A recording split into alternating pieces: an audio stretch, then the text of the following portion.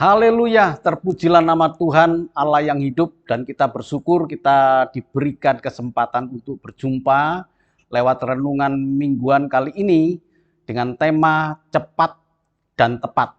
Kita buka di dalam 2 Tawarik 20 ayat 1 sampai dengan yang keempat. Saya bacakan buat saudaraku yang kasih Tuhan. Setelah itu Bani Moab dan Bani Amon datang berperang melawan Yosafat bersama-sama sepasukan orang Meunim. Datanglah orang memberitahukan Yosafat, suatu laskar yang besar datang dari seberang Laut Asin, dari Edom, menyerang tuanku. Sekarang mereka di Hasersom Tamar, yakni En-Gedi. Yosafat menjadi takut lalu mengambil keputusan untuk mencari Tuhan. Ia menyerukan kepada seluruh Yehuda supaya berpuasa. Dan Yehuda berkumpul untuk meminta pertolongan daripada Tuhan. Mereka datang dari semua kota di Yehuda untuk mencari Tuhan.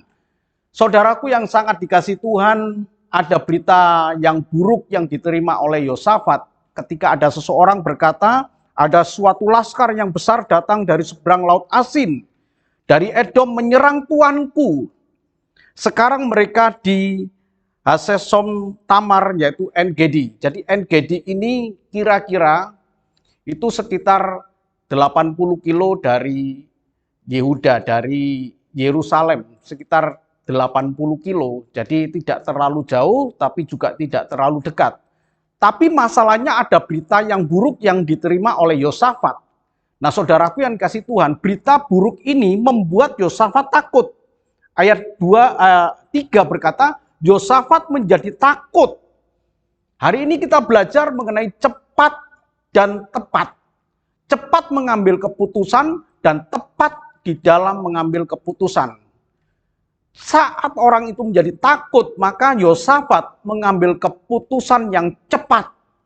Dia tahu apa yang harus dia kerjakan, yaitu datang kepada Tuhan sebagai sumber pertolongan dia.